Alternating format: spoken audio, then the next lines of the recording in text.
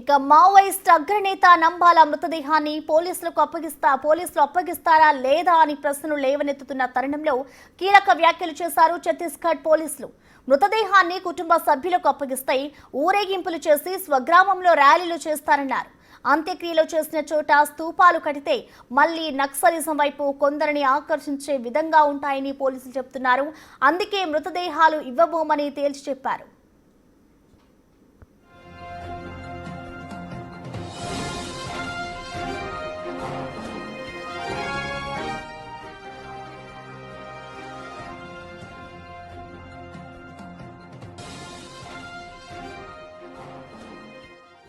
కుటుంబ సభ్యులు కోర్టు ఆర్డర్తో వెళ్లినా పోలీసులు తాత్సారం చేస్తుండటంపై విమర్శలు వెల్లువెత్తుతున్నాయి.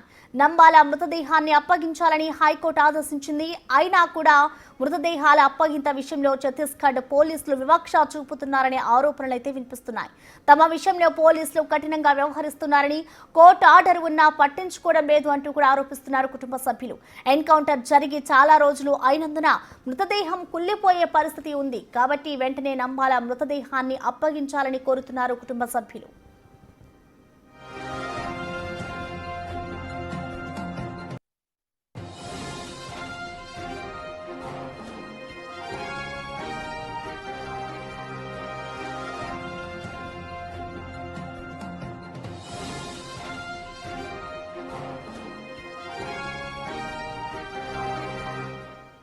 మావోయిస్ట్ అగ్రనేత నంబాల మృతదేహాన్ని పోలీసులు అప్పగిస్తారా లేదా అని ప్రశ్నలైతే లేవనెత్తుతున్న తరుణంలో ఇటు కీలక వ్యాఖ్యలు చేశారు ఛత్తీస్గఢ్ పోలీసులు. మృతదేహాన్ని కుటుంబ సభ్యులకు అప్పగిస్తే ఊరేగింపులు చేసి స్వగ్రామంలో ర్యాలీలు చేస్తారన్నారు. అంత్యక్రియలు చేసిన చోట స్తూపాలు కడితే మళ్లీ నక్సలిజం వైపు కొందరిని ఆకర్షించే విధంగా ఉంటాయి అంటూ కూడా ఇటు పోలీసులు అయితే చెప్తున్నారు. అందుకే మృతదేహాలు ఇవ్వబోము అంటూ కూడా ఇటు ఛత్తీస్గఢ్ పోలీసులు అయితే తేల్చి చెప్తూ ఉన్నారు.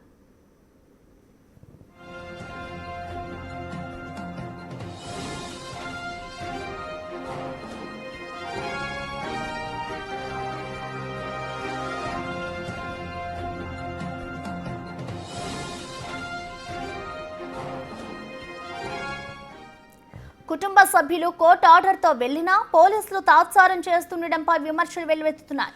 నంబాల మృతదేహాన్ని అప్పగించాలని హైకోర్టు ఆదేశించింది. అయినా కూడా మృతదేహాల అప్పగింత విషయంలో ఛత్తీస్గఢ్ పోలీసులు వివక్ష చూపుతున్నారనే ఆరోపణలైతే వినిపిస్తున్నాయి. తమ విషయంలో పోలీసులు కఠినంగా వ్యవహరిస్తున్నారని, కోర్టు ఆర్డర్ ఉన్నా పట్టించుకోవడం లేదు అంటూ ఆరోపిస్తున్నారు కుటుంబ సభ్యులు.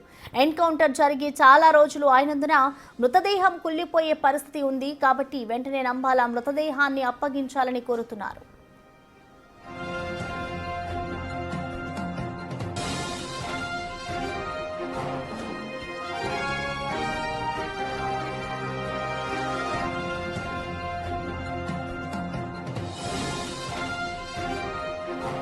మావోయిస్ట్ అగ్రనేత నంబాల మృతదేహాన్ని అయితే ఇప్పటి వరకు పోలీసులు వారి కుటుంబ సభ్యులకు అప్పగించలేదు. సో ఈ నేపథ్యంలోనే ఇటు ఛత్తీస్గఢ్ పోలీసులు అయితే కీలక అంశాలనైతే ప్రస్తావిస్తూ ఉన్నారు.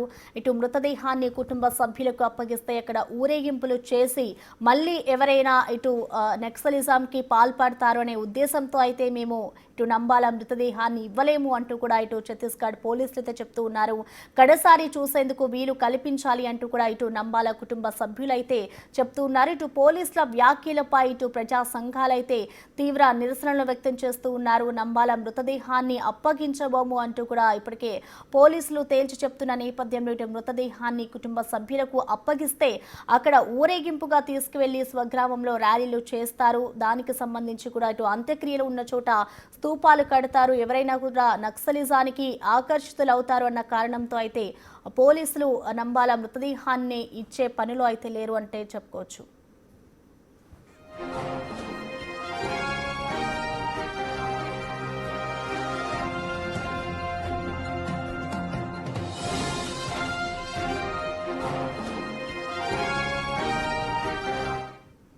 దీనిపై పూర్తి సమాచారాన్ని మా అసోసియేట్ ఇన్పుటేటర్ నగేష్ అందిస్తారు. నగేష్, మనం చూస్తున్నాం ఇటు నంబాల మృతి చెంది కూడా దాదాపు వారం రోజులు కావస్తుంది. ఇంకా ఆయన మృతదేహాన్ని అయితే ఇటు కుటుంబ సభ్యులకి అప్పగించట్లేదు పోలీసులు. ఈ నేపథ్యంలో ఇటు ఛత్తీస్గఢ్ పోలీసులు కూడా కొన్ని వ్యాఖ్యలు చేస్తూ ఉన్నారు. సో మొత్తంగా ఏ విధంగా చూడాలి? ఇటు కుటుంబ సభ్యులేమో డెడ్ బాడీని మాకు అప్పగించండి అంటూ కూడా చెప్పుకొస్తున్నారు. సో మొత్తానికి ఒకవేళ ఫ్యామిలీ మెంబర్స్తో చర్చించి ఇటు పోలీసులు మరొక నిర్ణయం తీసుకుని ఇటు నంబాల మృతదేహాన్ని అప్పగించే అవకాశం ఉంటుందనుకోవచ్చా? అలాంటి ఛత్తీస్గఢ్ పోలీస్ హెడ్ క్వార్టర్స్ పక్కన అంత్యక్రియలు ముగిశాయి. నంబాలతో పాటు మరో 4 నక్సలైట్ల మృతదేహాల్ని నిన్న సాయంత్రమే కొంతమంది పోలీసులు వాళ్ళే కుటుంబ సభ్యుల్లాగా ఎండు పుల్లలు జమ చేసి ఆల్రెడీ నంబాల కేశవరావుతో పాటు మరో 4 మృతదేహాలకి అంత్యక్రియలు నిర్వహించారు. నిన్నటి వరకు ఎన్కౌంటర్ జరిగిన 21 తారీఖు నుంచి నిన్నటి వరకు కూడా నంబాల కేశవరావు తమ్ముడు ఢిల్లీశ్వరరావుతో పాటు మిగతా కుటుంబ సభ్యులు వాళ్ళ ఎవరైతే చనిపోయారు ఎన్కౌంటర్లో వాళ్ళకు సంబంధించిన కుటుంబ సభ్యులందరూ కూడా ఛత్తీస్గఢ్లోని ఎస్పీ కార్యాలయం చుట్టూ కంటిన్యూగా తిరుగుతున్నారు. 3-4 రోజులు తిరుగుతున్నా కూడా మృతదేహాల్ని అప్పగించడానికి పోలీసులు ఒప్పుకోలేదు. అంటే 27 మంది చనిపోతే అందులో దాదాపుగా 20 మంది మృతదేహాలు మాత్రం వాళ్ళ కుటుంబ సభ్యులకు అప్పచెప్పారు. ఎవరో ఇందులో ప్రధానంగా మావోయిస్టు పార్టీని 4 దశాబ్దాల పాటు కేంద్ర కమిటీ కార్యదర్శిగా పనిచేస్తున్న నంబాల కేశవరావుతో పాటు మరో 4 ఇంపార్టెంట్ ఎవరైతే ఉన్నారో మావోయిస్టు పార్టీలో వాళ్ళ మృతదేహాలు ఇవ్వడానికి మాత్రం ఎస్పీ ప్రభాత్ కుమార్తో పాటు అలాగే అడిషనల్ ఎస్పీ చంద్రాకర్ ఒప్పుకోలేదు. వాళ్ళ మృతదేహాలను ఇచ్చే ప్రసక్తి లేదని చెప్పి కూడా కరాఖండిగా వాళ్ళ కుటుంబ సభ్యులకు చెప్పారు. చాలామంది పరాకుల నేతలు కూడా ఛత్తీస్గఢ్ వెళ్లారు, కానీ వాళ్ళని మధ్యలోనే ఎక్కడికక్కడ ఆపివేశారు. అలాగే శ్రీకాకుళం ఎస్పీ కూడా మీరెందుకు మృతదేహాల్ని శ్రీకాకుళం తీసుకొస్తారు, ఇక్కడికి తీసుకొచ్చే ప్రసక్తి లేదని చెప్పి కూడా ఏపీ పోలీసులు వాళ్ళని ఆపే ప్రయత్నం చేశారు. మొత్తానికైతే వాళ్ళ ఎవరైతే నంబాల కేశవరావు కావచ్చు మిగతా 4 సంబంధించిన డెడ్ బాడీస్ని కనీసం కుటుంబ సభ్యులు దగ్గరుండి చూసుకోకుండా కూడా పోలీసులు అయితే ఆపే ప్రయత్నం చేశారు. దీనిపైన మావోయిస్టు పార్టీకి చెందిన సానుభూతి పరులు కావచ్చు, పౌర హక్కుల సంఘాల నేతలు, ప్రజా సంఘాల నేతలు అయితే తీవ్రంగా ఆక్షేపించారు. ఎందుకంటే కనీసం తమ కుటుంబ సభ్యులు చనిపోయిన మృతదేహాలను చూపివ్వకుండా వాళ్ళే అంత్యక్రియలు నిర్వహించడం ఏంటి? ఎవరో తీవ్రవాది చనిపోతే వాళ్ళకు మృతదేహాలు అప్పచెప్పే పరిస్థితి. పక్క దేశానికి కూడా డెడ్ బాడీని పంపిస్తూ మనం ఎన్నో దహన సంస్కారాలు నిర్వహించడానికి ఏర్పాట్లు చేస్తున్నాం. అది భారతదేశంలో ఇలాంటి పరిస్థితులు జరుగుతున్నా, మానవ హక్కుల ఉల్లంఘన జరుగుతున్నా కూడా పోలీసులు మాత్రం ఇవి పట్టించుకోకుండా నంబాలతో పాటు మరో 4 నక్సలైట్ల మృతదేహాలని అప్పగించకుండా వాళ్ళే ప్రస్తుతం అంత్యక్రియలు నిర్వహించారని చెప్పి ఆరోపిస్తున్నారు. ప్రస్తుతం మాజీ మావోయిస్ట్ నేత ఈ చర్చల కమిటీ ప్రతినిధి జంపన్న బిగ్ టీవీతో ఉన్నారు. నమస్తే అండి జంపన్న గారు. నమస్తే. సో చాలా కాలం పాటు మీరు మావోయిస్టు పార్టీలో పనిచేశారు. చాలా మృతదేహాల్ని కుటుంబ సభ్యులకు అప్పగించడం కావచ్చు, అంత్యక్రియలు వాళ్ళు నిర్వహించడం కావచ్చు, రకరకాలు జరుగుతుంటాయి. కానీ ఈరోజు నంబాలతో పాటు మరో 5 మృతదేహాలను మాత్రం పోలీసులు వాళ్ళకి ఇవ్వడానికి ఒప్పుకోలేదు. నిన్న సాయంత్రమే అంత్యక్రియలు కూడా నిర్వహించారు. అవునండి, అంటే గత వారం రోజులుగా అంటే ఆ శవాలను, ఆ భౌతిక కాయాలను వాళ్ళ బంధుమిత్రులకు లేదా ప్రజాస్వామిక వాదులు పోయి అడిగితే కూడా ఇవ్వకుండా, అంటే వారం రోజులుగా ఆఖరికి చివరికి హైకోర్టులో కూడా వాళ్ళు కేసులు పెట్టిన వాళ్ళు ఆంధ్రప్రదేశ్ హైకోర్టులో పెట్టినప్పటికీ కూడా అంటే ఆ భౌతిక కాయాలను ఇవ్వకుండా వారం రోజులుగా వాళ్ళను హింస పెట్టడం అనేది అవుతుందో అది అసలు మానవత్వానికే తీవ్రమైన విఘాతం. అది అంటే చరిత్రలో శవాలను ఇవ్వకుండా ఉండడం అంటే గత చరిత్రలో కూడా శవాలను ఆలస్యం చేసింది ఉన్నది. 1 రోజు 2 రోజులు 3 రోజులు ఆలస్యం చేసింది ఉన్నది. ఆలస్యం చేయడానికి కూడా కారణాలు ఏందనుకున్నప్పుడు వాళ్ళు వెంటనే ఇవ్వచ్చు, ఇవ్వకపోవడానికి ఏ కారణాలు లేవు. కానీ ఒక కనపడే కారణం ఏంటిదనంటే వాళ్ళు ఎవరినైతే చంపినరో ఆ చంపిన శవాలు ఏవైతున్నాయో వాళ్ళ గాయాలు, వాళ్ళు ఏ రకంగా చంపిననే విషయాలను బట్టబయలు చేస్తుంది. అది వాళ్ళు విషయం పెట్టి చంపినరా లేదా చిత్రహింసలు పెట్టినరా ఏంటి అనే విషయాలు బహిర్గతం చేస్తాయి. కాబట్టి వాళ్ళకు ఒక తీవ్రమైన భయము, ఆ భయం చేతనే ఆ శవాలను ఇవ్వటం లేదనేది ప్రజలు చెప్తున్నారు. ఇప్పుడు వారం రోజులు ఇవ్వకపోవడం అంటే అంతకంటే ఇంకా వేరే కారణం ఏముంటది? వాళ్ళు చెప్పే కారణం ఏం చెప్తున్నారు? అంటే పోలీసులు ఒక కారణం చెప్తున్నారు. ఒకవేళ మీకు డెడ్ బాడీలను నంబాల కేశవరావుతో పాటు మిగతా 4-5 డెడ్ బాడీలను అప్పగిస్తే మీ సొంత ఊర్లోకి వెళ్ళి మీరు ఊరేగింపులు నిర్వహిస్తారు, శవయాత్రలు చేస్తారు, చాలామందిని కూడగడతారు. మిగతా యువకులు కొంతమంది మావోయిస్టు పార్టీ వైపు ఆకర్షితులు అవ్వడానికి ఇది కారణమవుతుంది. స్తూపాలు నిర్మిస్తారు. ఇవన్నీ చేయకూడదనే మీకు డెడ్ బాడీలు ఇవ్వలేదనేది డైరెక్ట్గా ఛత్తీస్గఢ్ పోలీసులు అక్కడున్న వాళ్ళ కుటుంబ సభ్యులకు చెప్పారు. అంటే ఇప్పుడు చట్టాన్ని పోలీసులు తమ చేతుల్లోకి తీసుకున్నారు. పోలీసులు చెప్పిందే చట్టం అవుతున్నది. అంటే ఇప్పటి వరకు 78 సంవత్సరాలుగా భారతదేశం లేని చట్టాన్ని వీళ్ళంతటా అమలు జరపబోనుకుంటుండ్రు.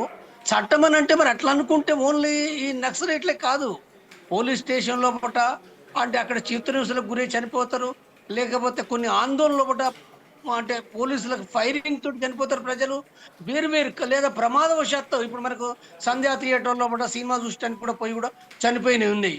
అంటే ఇవన్నిటిని కూడా ఏంటంటే ఇవ్వరు మరి శవాలు ఇవ్వకపోవడం అని అంటే ఏం కావాలి?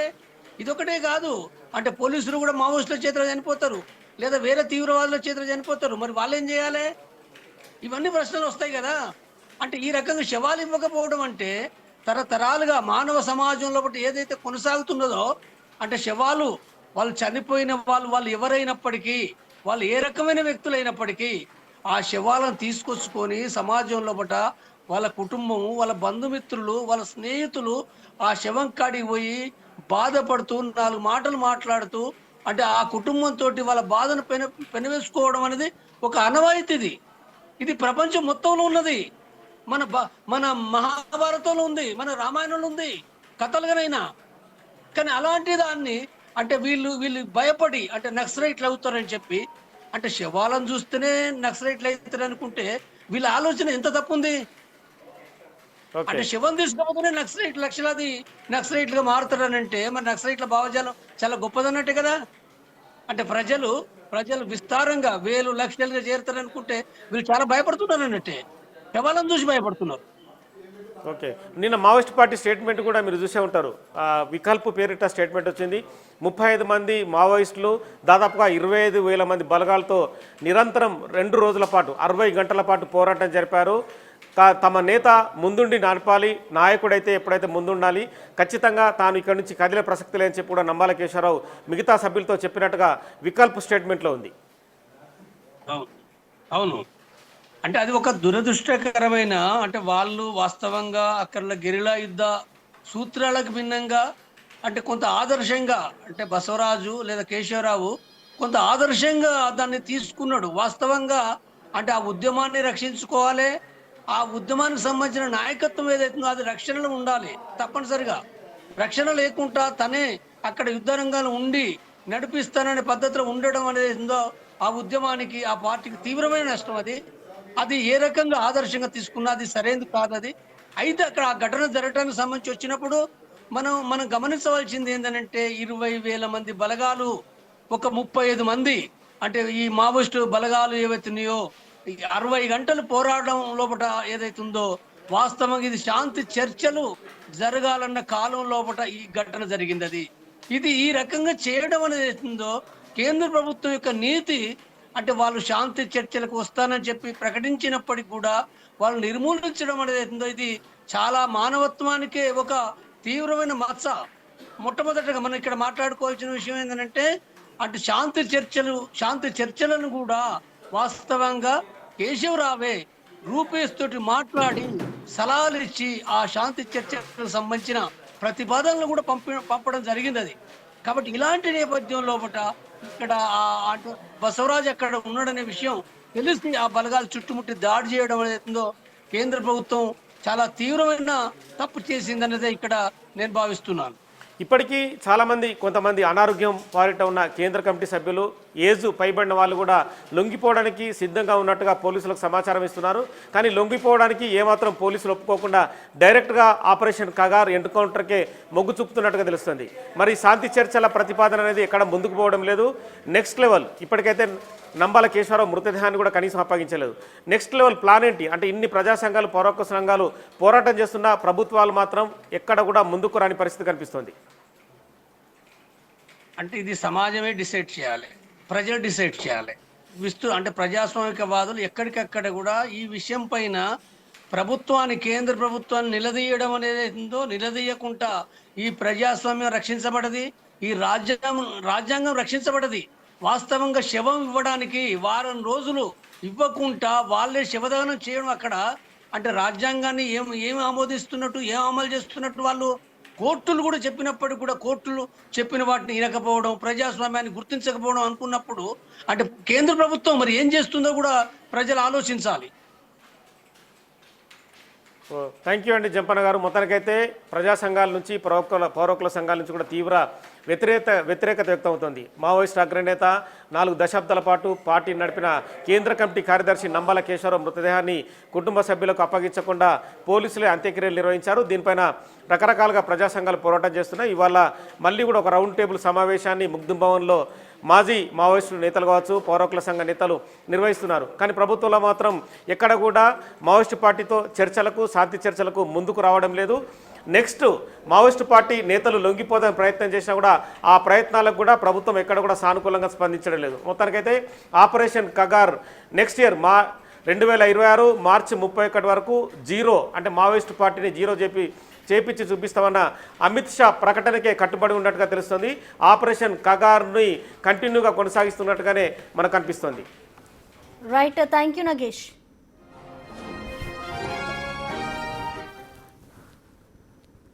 45,000 మంది బలగాలతోన దాడులు చేస్తున్నప్పుడు ఇక్కడ ప్రజలు పెద్ద ఎత్తున వస్తే వాళ్ళని కంట్రోల్ చేయడానికి ఇక్కడ ప్రభుత్వాలు ఉన్నాయి కదా, పోలీసులు ఉండరు కదా, కంట్రోల్ చేయండి. అంతేగాని శవాలే ఇవ్వకుండా ఉండేటటువంటి అనాగరికమైనటువంటిది ఏంటిది? మరి ఇలాంటి పద్ధతుల్లో కేంద్ర ప్రభుత్వం వ్యవహరిస్తుంది. ఒకవైపు మావోయిస్టులు చెప్తున్నారు మేము చర్చలకు సిద్ధం అంటున్నారు. వాళ్ళు తీసుకున్నటువంటి మార్గం ఈ దేశంలో 190% మంది పైగా ఉండేటటువంటి పీడిత తాడిత అనగారినటువంటి తరగతులు, అణచివేతకు గురవుతున్నటువంటి తరగతులు, కుల వ్యవస్థకు గురవుతున్నటువంటి తరగతులకు దోపిడీకి వ్యతిరేకంగా పోరాటంలో వాళ్ళు సాయుధ పోరాటాన్ని ఎన్నుకున్నారు. ఆ మార్గాన్ని సరైందా కాదనే విషయం వేరు. ఆ మార్గాన్ని ఎన్నుకున్నారు కాబట్టి చర్చలు, లేకపోతే చర్చలు ఎందుకు? వాళ్ళు ఆ మార్గాన్ని ఎన్నుకున్నారు. ఆ మార్గాన్ని నడుస్తున్నటువంటి క్రమంలో ఇప్పుడు చర్చలు కూడా జరుపుదామని చెప్తుంది మావోయిస్ట్ పార్టీ. చర్చలు ఎందుకు జరపరు? పాకిస్తాన్తో చర్చలు జరిపారు కదా. పాకిస్తాన్ భారతదేశంలో ఉగ్రవాదుల చర్యలను ప్రోత్సహిస్తుంది, అక్కడ ఉగ్రవాద శిబిరాలను దాని దగ్గర ఉంచుకుంటుంది, అనేక మంది భారతీయుల్ని చంపేస్తుంది అని చెప్పి దాని మీద దాడులు చేశారు కదా. కాల్పులు జరుపుకున్నారు కదా. కాల్పులు అయితే విరమించారు కదా. ట్రంప్ చెప్తే విరమించారు కదా. ఇప్పుడు ట్రంప్ చెప్పాలన్నా మావోయిస్టుల మీద కాల్పులు జరపని చెప్పడు. ఎందుకంటే వాళ్ళకే వ్యతిరేకంగా, కార్పొరేట్ సంస్థలకు వ్యతిరేకంగానే కదా ఈ పోరాటం. అందుకని మా ఉగ్రవాదుల చర్యలకు లేదా పక్క దేశమైనటువంటి పాకిస్తాన్తో చర్చలు జరపడం